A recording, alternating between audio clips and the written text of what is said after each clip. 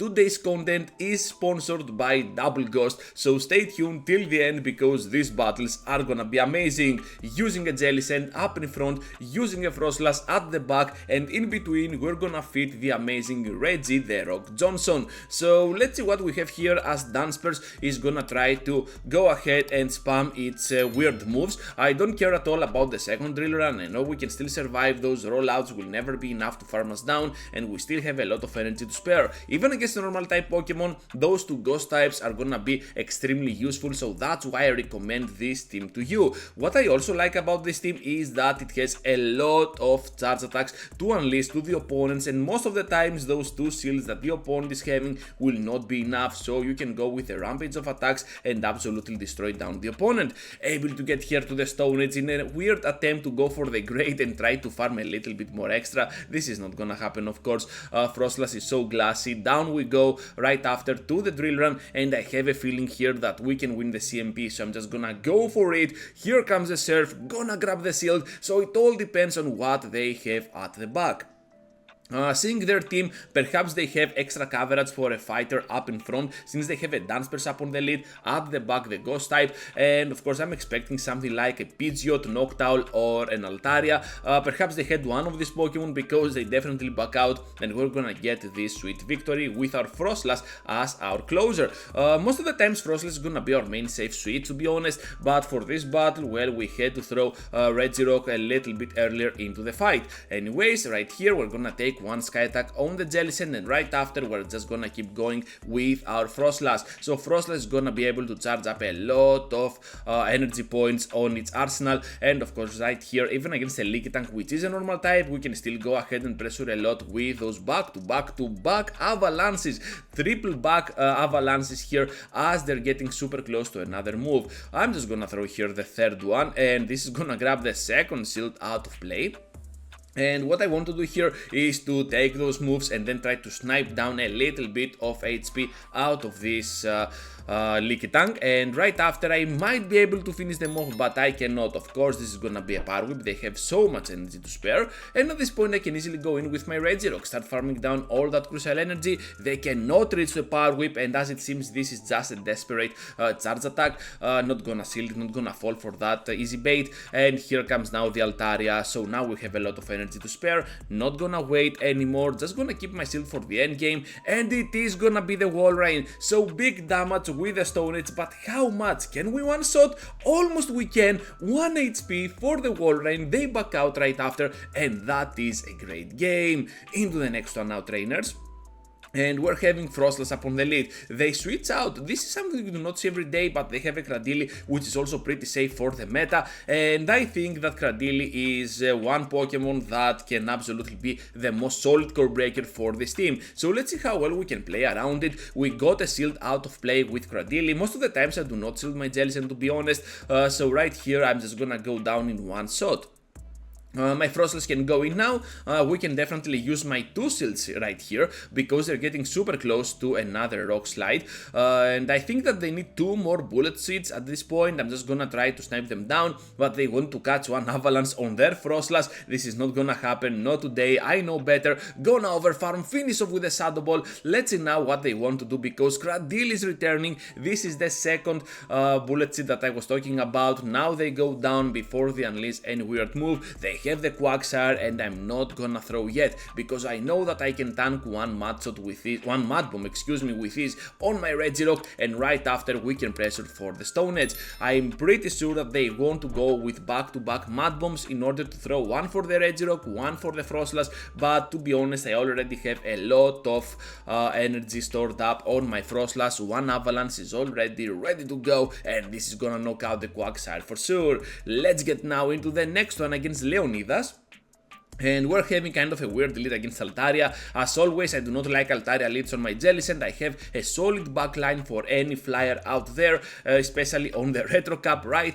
And right here, we're just gonna switch out after we tank one Sky Attack to our Frostlass. Doing so, we get out of play a Leaky Tank, which is pretty neat. We can still keep going here with those Avalanches, and they still have to bring us no HP with a potential Power Whip. But even with a Power Whip, we can survive, I believe, even with a glimpse of HP. So here here comes now another avalanche to grab that shield out of play. Are they gonna block? Oh my goodness, they blocked twice, and now we're just gonna keep going with another one. Can they expect a third avalanche? Perhaps not, because so much damage is due to that is upon that leaky tank, and now the surf will bring them at a critical point. I know I can survive pretty much whatever they throw, other than the power whip of course, but yeah, down we go. Still Reggie can go in, start farming down those crucial energy points.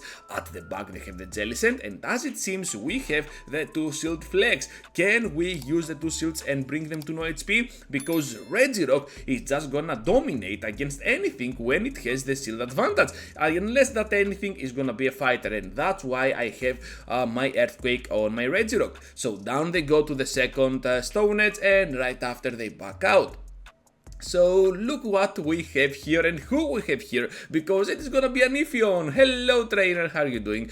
So this trainer is a fellow Greek trainer from my community here in Greece. So yeah, pretty fun to encounter familiar faces on Go Battle League. Anyways, gonna go down to the outrage, but we got that shield advantage, and having my Frostless at the back, I do not mind losing my Jellicent yet. Anyways, we can still pressure here with the Avalanche. Down they go. We're gonna keep that shield advantage, and of course now at the back they have the Dragonair, so Dragonair is pretty tricky. Let's see what move they have, because they're gonna hit us with a Body Slam, and that makes me think that perhaps they have something like a Dragon Pulse on that Dragonair.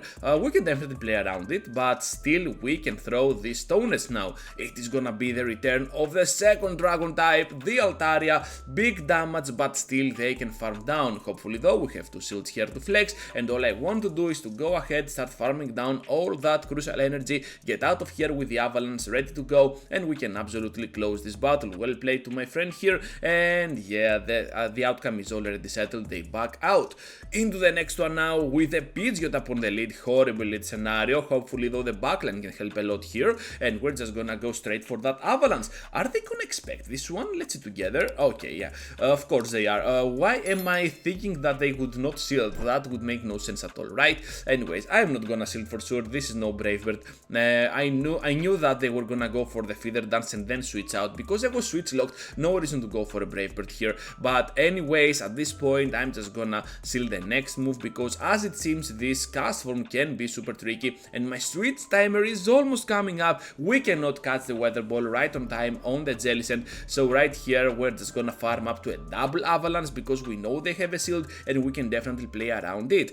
So cast form here will unleash the Energy Ball for big damage, and after we charge up to a double surf, I'm just gonna go ahead and use the first one on that cast form.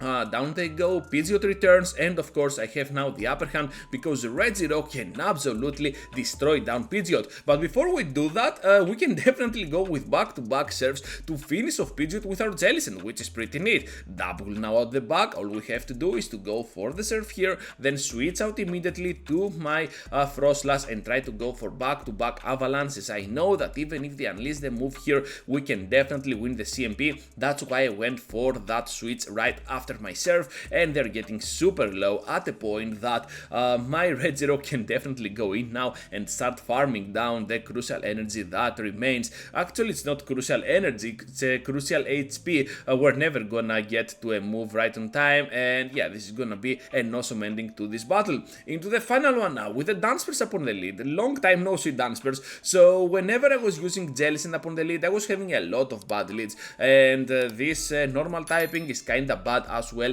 but this team can definitely play around it, and that's why I like it a lot. So Drill Run now is gonna do a nice chunk to my Jellicent, but still not enough to bring me below 50%, which means that for sure I can tank one more with ease. No biggies here. Here comes the serve. Are they gonna go for any shield soon? Let's see together, because this looks like a CMP, I guess. Another serve. Okay, already on the red, and doesn't matter, we can definitely go down here. With that in mind, we can definitely go in now with our Frostlass, not gonna risk our Regirock or anything because of the Drill Run, and of course they have at the back the Frostlass of their own. Not gonna bait or anything, not gonna risk it to lose it, so I'm just gonna go straight for those Shadow Balls, and I know that as soon as I block here, I'm gonna have the upper hand no matter what. So over farming just in case they want to switch out and try to catch on a second normal type, but seeing the dancers up in front, I figured that they have coverage for a fighter as well, like the previous trainer, and yeah, I think that we can have the upper hand for sure using our Frostlass here as our punching bag, and yeah, it is gonna be Cresselia, the coverage for the fighter, and we're just gonna go now for that amazing Shadow Ball for big damage before the CMP, and now they're gonna throw their move. Even though we go down, I think that Red Zero can absolutely outspeed to the next charge attack. Even though we get hit by a Grass Knot, they need 2 Grass Knots, so we're just gonna grab this victory with this final Stone Edge against Cresselia. Let's go, trainers, and that is a crazy ending to a fantastic video. I hope you liked today's video with Double Ghost up in front, at the back. This was looking pretty awesome, and thank you for staying till the end, trainers. Just be sure to leave a huge like before you go though, because a lot of trainers are leaving and not even leaving a reaction back, and yeah, that's kind of weird. Just feel free to do so, and of course feel free also to subscribe to my channel if you are new to my content, because more videos like this are most likely to happen on your feed screen of YouTube. With that said, to finish off this content, just be sure to check one of these 2 videos that might be of interest to you, and I hope to see you all into the next one.